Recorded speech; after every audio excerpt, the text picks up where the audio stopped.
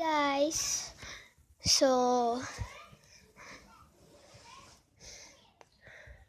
abangan nyo po tong video na to, ay yung video ko po.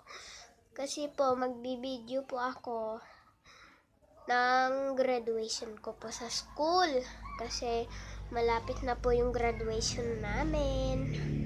So ganun po, malapit na po yung graduation namin.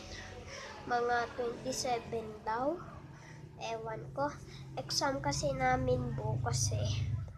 So, mga ganun na lang.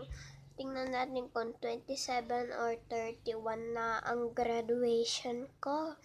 Kasi bukas, tapos na exam ko. Mga uwian, tapos na exam namin. Kasi kaka-exam ko lang po ngayon kanina. So, kanina po kasi yung kaaway ko po parang gusto niya po makipagbate sa akin. Hindi ko po siya pinapansin. Parang gusto niya po maging bati ko po siya nung nagsimula po ako.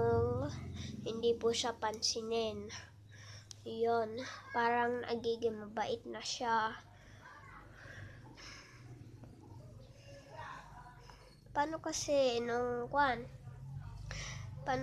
everyday siyang humingi ng pagkain sa akin, ng 5 piso sa akin.